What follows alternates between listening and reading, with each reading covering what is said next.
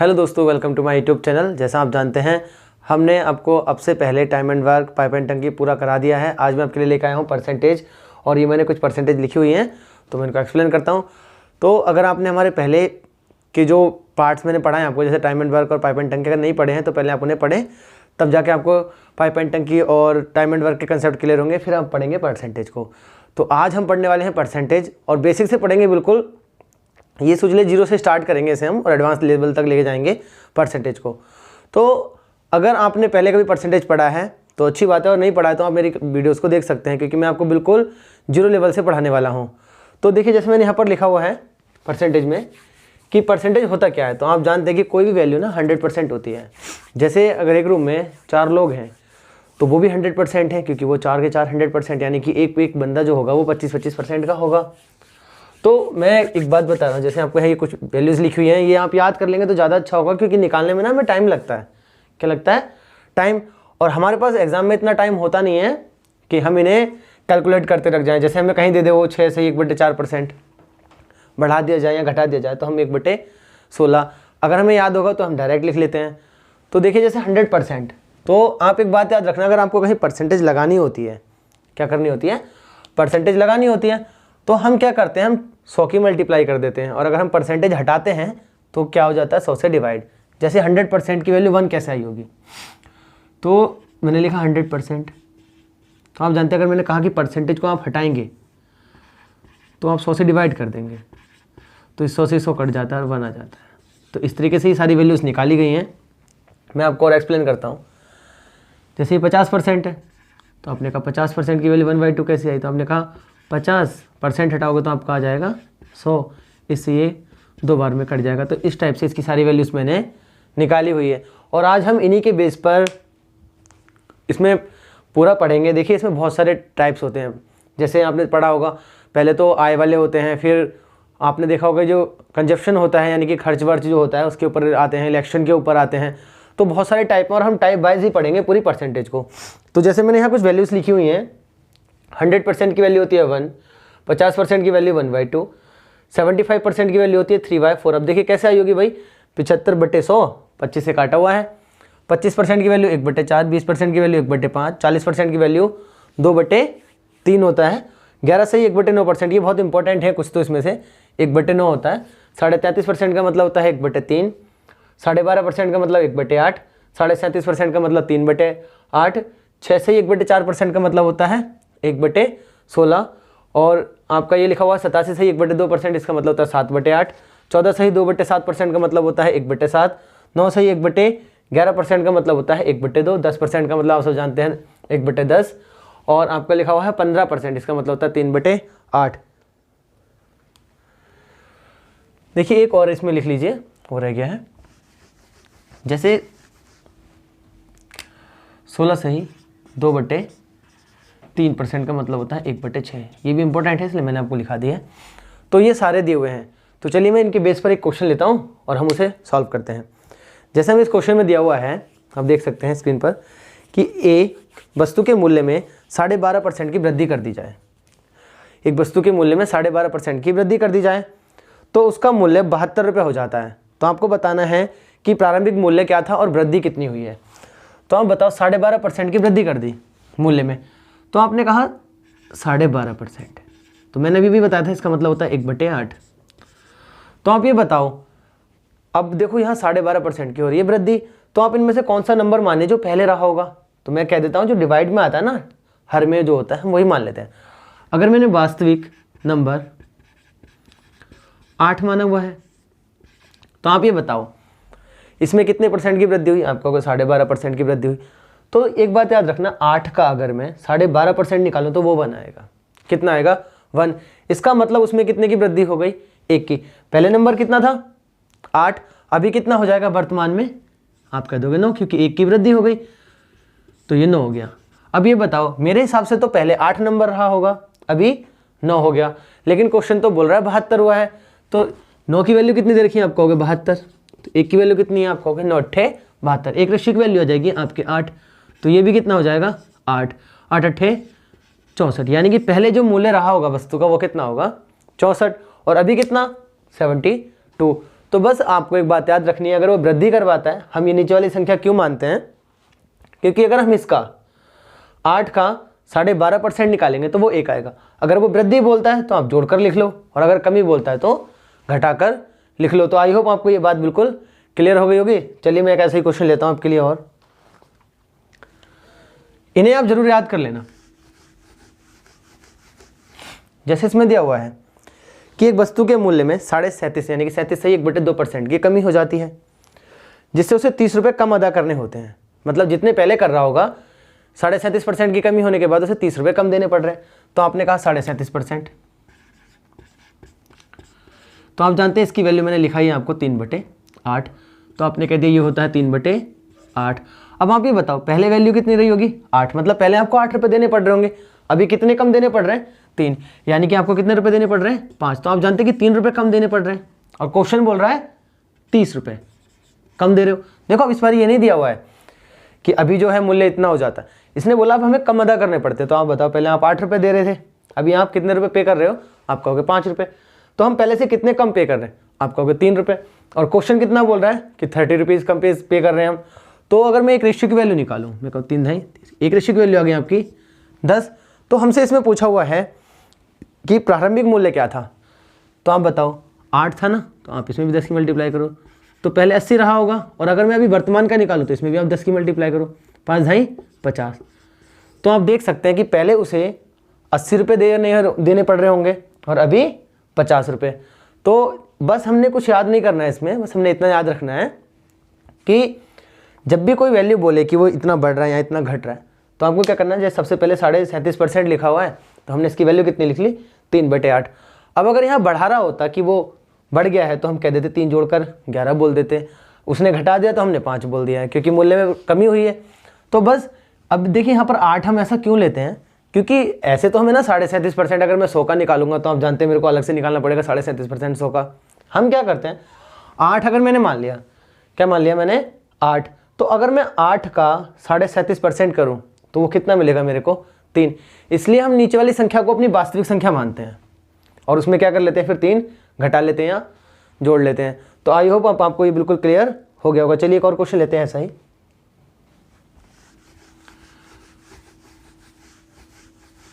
और हम परसेंटेज के सारे टाइप पढ़ेंगे बेसिक से ना, तो आप जरूर पूरी वीडियोस को देखें, तब आपके लिए हेल्पफुल रहेंगी। तो चलिए जैसे इस क्वेश्चन में दिया हुआ है कि एक वस्तु के मूल्य में 87.2% की वृद्धि हो जाने से अब उसे 1500 रुपये अदा करने होते हैं, मतलब अब कर रहा है वो 1500 रुपये। तो आपने कहा 87.1/2% की वृद्धि हो गई, तो आप जानते हैं इसकी वैल्यू कितनी होती है, 7/8 होती है। तो आपने लिखी 7/8। इसका मतलब पहले वो कितने रुपए दे रहा होगा 8 रुपये, अभी 7 और दे रहा है, तो आपको क्या वो 15 रुपये दे रहा होगा। कितने दे रहा होगा 15 रुपये। ये पहले दे रहा था, ये अभी दे रहा है। आप जानते हैं मैंने इसे पहले वाले को 8 क्यों माना है, क्योंकि अगर मैं 8 का 87.1/2% करूँ तो वो 7 आएगा। उसने बोला आपको 87.1/2% ज़्यादा देना पड़ रहा है, यानी कि 7 रुपये ज़्यादा देने पड़ रहे हैं। तो पहले 8 अभी 7 और ज़्यादा देगा, तो वो कितने देगा 15। और हमें क्वेश्चन में बोला हुआ है कि उसे 1500 रुपये ज़्यादा देने पड़ते हैं, या 1500 रुपये देने पड़ते हैं। तो आपने कहा ये दिया हुआ है 1500 रुपये, तो आपको ये 100 गुना होगा इसका ना, 100 गुना है, सॉरी हाँ सही है 115 को अगर मतलब 1500 को हम 15 से डिवाइड करेंगे तो हमारा 100 बच जाएगा।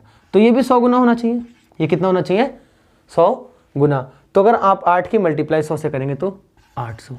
तो आप ये बताओ पहले मुझे कितने रुपए देने पड़ रहे होंगे 800, और अभी मुझे कितने पे करने पड़ रहे हैं 1500। तो हमसे पूछा था इसमें वास्तविक मूल्य, तो वास्तविक मूल्य यही रहा होगा। तो आई होप आप ऐसे क्वेश्चंस को अब कर लेंगे। देखिए बस आपको वैल्यूज रखनी है ये वाली याद, क्योंकि अगर मैं इसको ऐसे करूँगा तो मेरे लिए बहुत कैलकुलेटिव हो जाता है। जैसे मैं इसको सॉल्व करूँगा तो हम क्या करते हैं ना, डायरेक्ट याद कर लेते हैं। क्या करते हैं, डायरेक्ट याद कर लेते हैं। याद करने से हमें बस टाइम बहुत ज़्यादा बच जाता है। जैसे कहीं आपको 87.1/2% दिखाई देगा तो आप 7/8 कह लोगे, और अगर नहीं तो पहले इनकी मल्टीप्लाई करो फिर 100 से डिवाइड करना पड़ता है आपको, तो कैलकुलेटिव हो जाता। चलिए और क्वेश्चन लेते हैं। अब देखिए कुछ क्वेश्चन ऐसे भी आते हैं,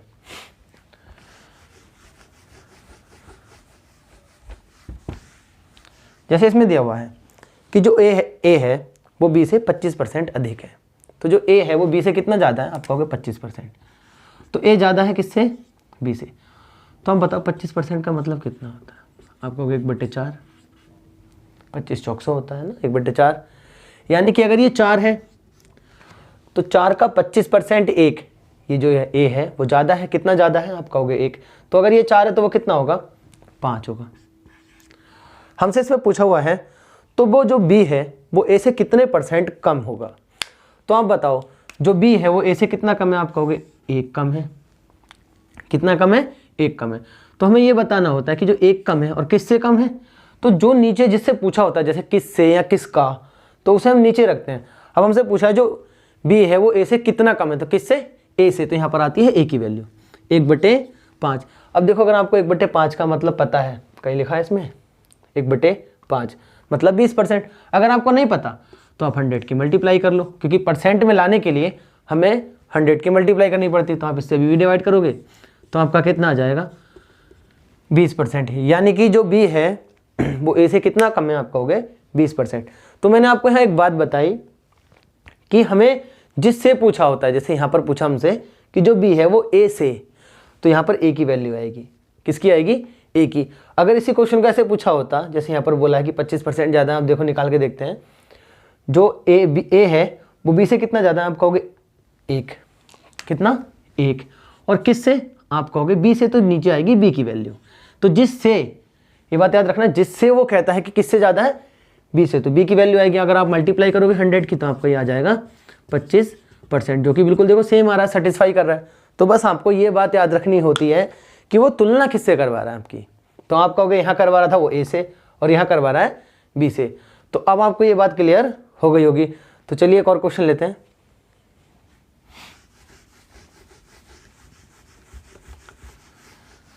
जैसे इसमें बोला है ए की आय बी की आय से 30% कम है, तो हमें बोला है ए की जो आय है वो बी की आय से 30% कम है, तो ये ए है और ये बी है। अब 30% कम है तो आप 30% का मतलब निकालते हैं, देखिए 30% हटाएंगे तो 100 नीचे आ जाएगा, इससे ही 0 कट जाएगा। तो जो ए की आय है वो बी की आय से 30% कम है। तो अगर मैं 10 इसकी आय मानूँ, इसकी आय माने हम 10, तो इसकी 3 कम होगी, मैंने बताया था, ऊपर वाला घटा कर लिख सकते हो। तो इसकी होगी 7 रुपये, यानी कि 10 रुपये कमाता है तो ये 7 रुपये कमाता है। तो हमसे पूछा जो बी की आय है वो ए से कितने % अधिक है। तो आप ये बताओ जो बी की आय है वो कितनी ज़्यादा है, आप कहोगे 3 रुपये ज़्यादा है, किससे ए से। तो हम लिखते हैं 3/7। आप यहाँ मल्टीप्लाई में 100 कर सकते हैं, है ना, कितना कर सकते हैं। अगर हमें परसेंट में बदलना है तो आप यहाँ करेंगे मल्टीप्लाई में 100%।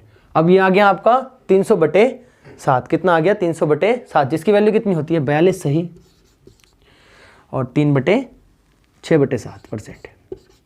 अब देखिए यहाँ पर हमें करना हार्ड लग रहा है ना थोड़ा, क्योंकि हमें यहाँ डिवाइड करना पड़ रहा। तो हम इस क्वेश्चन को कैसे करते, अगर मैं इसे खुद के लिए सॉल्व करता तो मैं कहता यह है 3/7, तो मैं इसे लिखता 3 और 1/7। और हमें पता है कि जो 1/7 होता है, मैंने यहाँ कहीं लिखा होगा 1/7 वो कितना होता है 14 सही 2/7%। तो हम क्या कर लेते 3 गुणा 14 सही 2/7% में। अब आपको पता है इस 3 की हमने सिर्फ मल्टीप्लाई करनी है, तो 14 तियाँ 42, देखिए इससे भी होती है और इसकी गुणा इससे भी होगी, तो 3 दूनी 6/7%। तो यहाँ पर हमें क्या करना पड़ता है कि हमें यहाँ पर 100 से 3 की मल्टीप्लाई करके फिर 300 को 7 से डिवाइड करना पड़ता। और यहाँ मैं अपने दिमाग का इस्तेमाल करके, यानी कि हमें अगर ओरली याद है कि 1/7 का जो मान होता है वो कितना होता है 14 सही 2/7% होता है, तो आप क्या कर सकते हो सिर्फ उसमें 3 की मल्टीप्लाई करके आंसर निकाल सकते हैं। तो बस आप यही बात याद रखना कि जो वैल्यूज़ बनती हैं ज़्यादातर वो इसी से बनती हैं। किससे बनेंगी, इन्हीं सबसे बनेंगी। तो चलिए और एक क्वेश्चन लेते हैं ऐसे ही, बस इन्हीं बात का याद रखना कि 1/7 है। अगर आप एग्जाम में याद नहीं रख पाते हैं तो आप ये अपना सकते हैं ना, ये मेथड भी कोई बुरा नहीं है कि 300 की मल्टीप्लाई 7 से करनी है, वो डिवाइड करनी है 7 से। तो आप एक और भी तरीका बना सकते हैं, क्योंकि 7 एक अभाज्य संख्या है। कैसी है, अभाज्य। तो जिसके ऑप्शन में 7 लिखा हो तो वो आपका आंसर होगा, अगर 2 में होगा तो आपको डिवाइड करना ही पड़ेगा। चलिए और क्वेश्चन लेते हैं। जैसे हमें इस क्वेश्चन में दिया हुआ है एक संख्या दूसरी संख्या से 20% कम है। तो एक संख्या मान लीजिए ए होगी और दूसरी हम बी मान सकते हैं, फर्स्ट और सेकंड भी लिख सकते हैं, ए और बी। तो जो एक संख्या है वो दूसरी संख्या से 20% कम है। तो आप जानते हैं 20% की वैल्यू कितनी होती है, आप कह दोगे 1/5। कितनी होती है 1/5। अगर 1/5 होती तो उन्होंने बोला कि जो एक संख्या है वो दूसरी संख्या से 20% कम है, तो ये वाली कम होगी ना। तो अगर ये 5 है तो ये एक कम, यानी कि ये 4 होगी। तो हमसे इस क्वेश्चन में पूछा है तो दूसरी संख्या पहली संख्या से कितने % अधिक है। तो आप ये बताओ जो दूसरी संख्या है वो कितना ज़्यादा है, आप कहोगे 1 ज़्यादा है। किससे? पहली वाली यानी कि ए से, तो 4 लिखेंगे। और आप जानते हैं 1/4 का मतलब कितना होता है, 25%। तो देखिए यहाँ पर हमें हर बार 100 की मल्टीप्लाई करके दिखाने की जरूरत नहीं है, क्योंकि हमने कौन सा लिखित में एग्जाम देना है, हमने तो खाली टिक मार्क देना है। तो हम 1/4 का अगर वैल्यू याद रखते हैं, जैसे मैंने यहाँ कहीं लिखा होगा 1/4 25%, तो आप डायरेक्ट याद रखो 1/4 दिखाई देगा तो हम 25% लिख लेंगे, अगर 25% दिखाई देगा तो हम 1/4 लिख लेंगे। तो आई होप आपको ये बातें बिल्कुल क्लियर हो गई होंगी। तो चलिए और लेते हैं क्वेश्चन।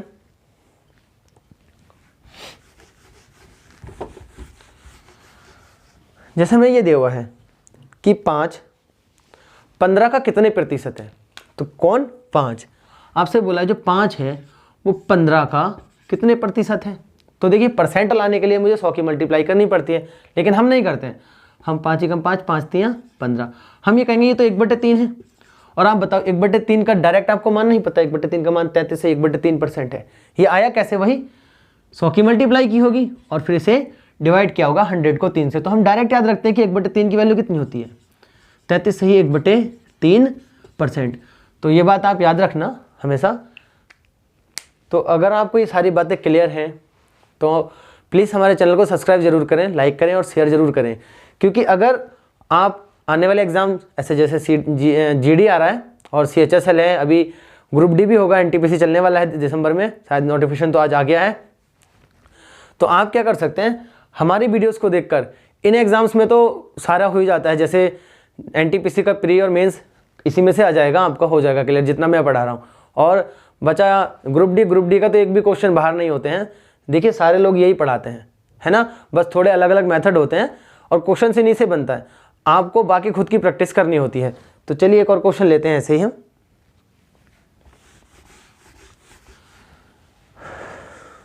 जैसे हमें दिया हुआ है इसमें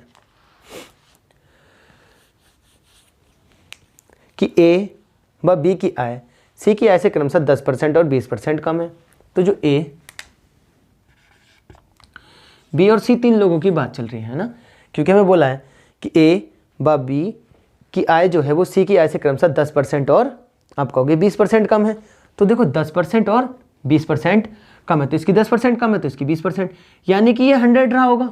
तो आप जानते हैं कि 100 का अगर मैं 20% निकालूँ तो आप कहोगे 20 कम होगी, तो इसका कितना आ जाएगा 80, और इसका कितना आ जाएगा 90, क्योंकि इसने बोला हुआ है क्रमशः, तो इसका आ जाएगा 90। अब देखो आप रेशियो निकाल सकते हो, आएगा क्या निकाल सकते हो, रेशियो।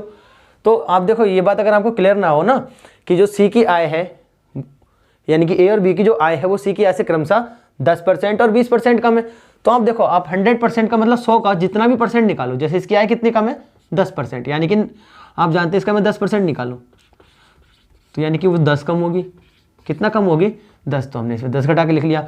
ऐसे ही अगर मैं 100 का 20% निकालूंगा तो 20 ही आएगा, तो ये 20 कम है तो आपने कह दिया ये 80 होगा।